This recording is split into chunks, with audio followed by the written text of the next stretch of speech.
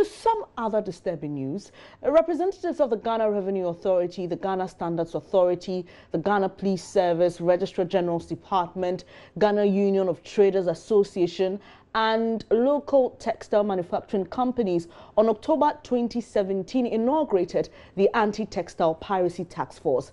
Now, their mandate was to clamp down on and bring a lasting solution to the smuggling and counterfeiting of fabrics in the country. 6 months on, and pirates in the local textile industry are said to be having their way. Meanwhile, the coalition of local textile workers is threatening to demonstrate on Friday. What is the latest on this matter? Michael Anglerman and Kofi Abaka are spokespersons of the coalition. They join me here in studio. Great to have you here, sir, gentlemen. Now, you've been threatening to strike for about a year now. So what has caused your inability to do so over the period? I would say good morning to you and to your viewers. I would say somewhere around last year we threatened to strike, but then when in terms of demonstrations like this, the ministry will want to sit down with you and then discuss with you in terms of what you want to do, your proposals and everything. So I would say within the last year we've been discussing with the ministry as to our concerns and how they should address it, but it seems they are not able to meet us or address our concerns for us. So we realize we have to let the good people of Ghana know our concerns, and then we see the way forward. What is your problem with the Anti-Piracy Task Force? The issue is the operational area that the task force have to operate. They are formed all right, but then they are restricted to the borders, and they are not allowed to go to the sale points where the pirated products are being sold. And that is our problem. Because at the borders, it's very difficult for an ordinary worker who is a member of the task force to be able to police the borders, not to allow these smuggled products to come into the country. So we need them to operate at the sale points, preferably in the markets, where these products are being sold, so that when the marketers or the people who sell these products are being arrested and taken through the due process of the law, the source in which they get these products will be arrested, and we cut short of this piracy. Now, would you not say your members who are members of the Anti-Textile Piracy Task Force are not working well at the borders? Would you want to answer that? No, we can't say that because it's a mandate that they've been given. From 2010, they were working in the market, and we saw that they were achieving results, because when they were getting to the market, it was carrying the women, and they were reducing the importation, and it was boosting our business for us. So when 2017 we saw that there was a new mandate giving them not to go to the market but rather to go to the borders, we felt that the women have their own ways of smuggling goods into the country, and so it was going to be very easy for them to bring the goods without the immigration knowing about it. And we think that arresting them at the market is the best solution, because by then you will be able to know that these are the people who are actually smuggling. They are not paying duty, so it's already a criminal offense, and we can't just let that be in the country. So apart from their operationalization, what else do you think is the reason that the task force is unable to achieve its results? It's just the area in which they work, because they are not trained personnel to be at the borders, to police the borders. They are just ordinary workers like me, like any ordinary Ghanaian who has not been trained in the security area to police the borders. So they will be totally ineffective at the borders. But in the market, they can easily identify the difference between the fake products and our products, and cause the arrest of those people perpetrating those piracy. Now, don't you think local textiles are expensive, and that is why people are going for cheap China pirated clothes? We believe in quality. And so we also believe that even when they are going through the due process to bring the goods into the country, they are going to pay duties, and they will not sell it cheap as they are doing now. But currently we are producing here, we have employed, we have the labor, and we are paying staff. And so definitely when you consider our production, we are going to certainly have the price different from what is coming from China.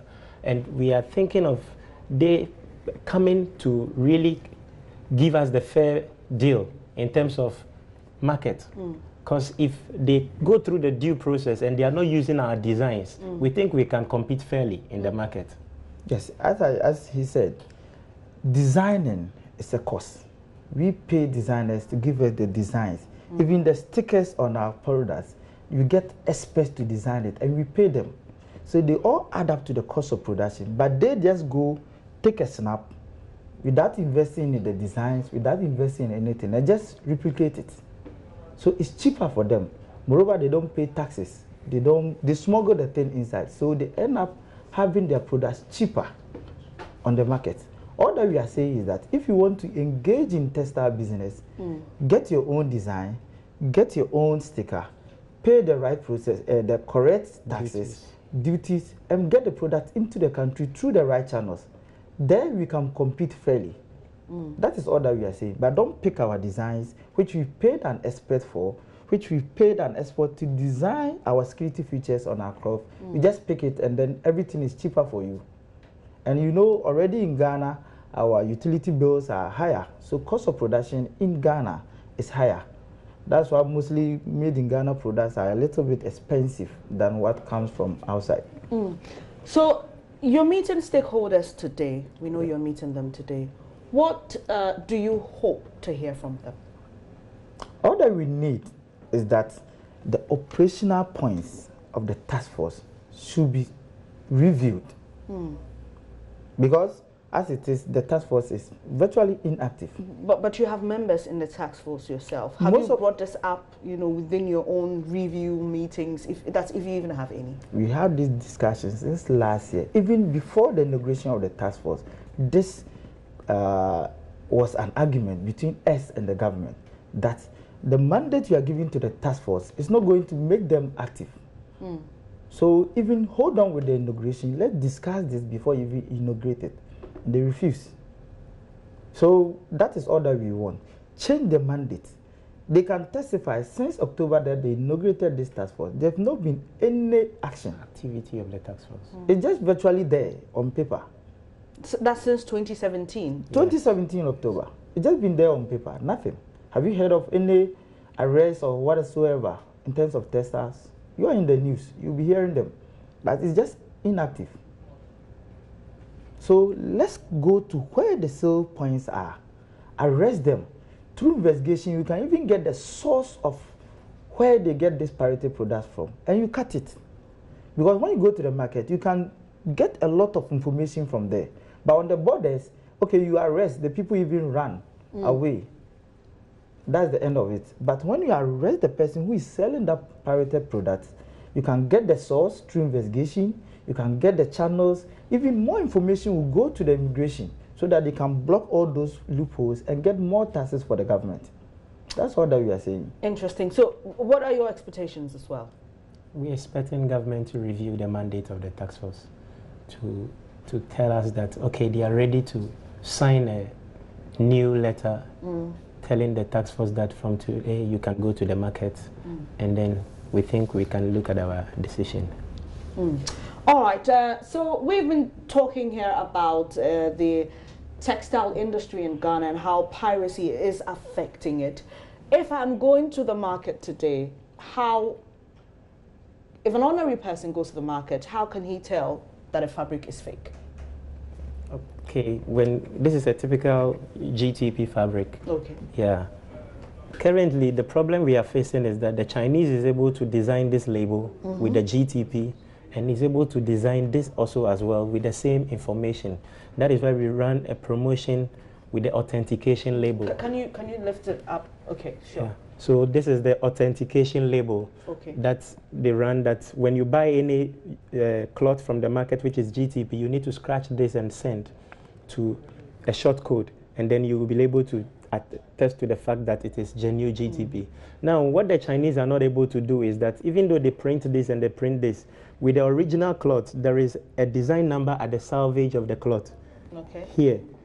So when you look at this number, which is 60461, it still have to appear on the label here, which is 60461. But the Chinese man, because he's doing mass production and just printing, You just print any design number on the thing, which is not the same as what is here. So when you get to the market and you see any label like this, you still have to check the salvage to see if what you have here is the same as what is on the label. And this can help you to know that you are buying a correct product from Ghana or it's a Chinese. The problem is that we know that they are printing our designs. And so when the ordinary Ghanaian gets to the market, he sees a nice cloth and says, wow, it's a beautiful GTP cloth. And takes it. And takes it. Goes home, wash, and it fades. And he says, now GTP, your product is not proper. Unfortunately, it's not from GTP. So that is why we want them to stop printing our designs and print their own designs. What about for other textile producers in the country? Do they also have some of these they have security the same features? Yes, they have the same labels on them. They have the same information like I have shown to you. And so when you get their product, you see that there are names and everything that is showing. But when you buy from the Chinese, the one that is duplicated from China, we don't have all these features on them. So we've just seen in our short some arrests there. That happened quite a long time ago. Yes. Really, another argument is that, you know, when I go to the market, I can't get 2 yards of this fabric. It's not sold that way. But if someone is going to get the pirated version, they can even get 1 yard of it. Do you consider all these things? We have wholesalers and we have retailers. Okay. When you get to the retailers, you get the 2 yards and the 1 yard of GTP that you want. When you get to the wholesale shop, this is a 6 years cloth, and we have the 12 years. They buy from them to carry just like the... I'm just hearing that retailers won't even cut GTP. They won't do it at all. And this is coming from people who go to the market to purchase. And you know, nowadays there are a lot of trends. People want to mix and match. So if I want 1 yard of this and 1 yard of that, probably, I mean, with a company have you considered all with those a company things? like GTP, we have wooden shops, and then GTP products have even been introduced in the wooden shops. And when you get to any wooden shop across the country, you can buy 1 yard, you can buy 2 yards of the GTP products, and they'll sell it to you. Interesting. Well, we wish you all the best at that stakeholders meeting. Hopefully we'll get to know what comes up out of it. But we also know that this is not only a Ghanaian problem, it's a West African problem. Sure. So have you even considered collaborating with other, you know, fabric producers in the sub-region to see how, you know, a holistic approach, because who knows, maybe it's coming from Togo into Ghana or from another place into the country, not directly through our shipping lines or maybe cargo trucks and all. GTP, we are in the group, and we have a sister company in Ivory Coast. For there, what they do is that as soon as they arrest you with the pirated products, they burn down the products together with the vehicle that is carrying the products. So it scares people. So in terms of fighting piracy, these are some of the drastic actions that we need the government to enforce the task force to do. So we are collaborating with our sister companies outside the country, in the sub-region and whatever, to control. But in their countries, they have the support of the government, so they've been able to control it, if not to zero, but to the minimum level. But we are still struggling with it in Ghana. So we are talking to them, they are giving us their strategies and whatever they're applying there, for us to also apply it here. Thank you very much, gentlemen, for your time. Kofi Abeka and Michael Anglaman, is it? Yeah. Anglaman. They're spokespersons for the Coalition of Local Textile Workers, and all they want is that you and I should not buy pirated clothes because it affects their businesses. They'll run out of jobs, and they're also hoping the government will put in some drastic measures to deal with the menace. We'll take a quick breather now. There's more. Please stay.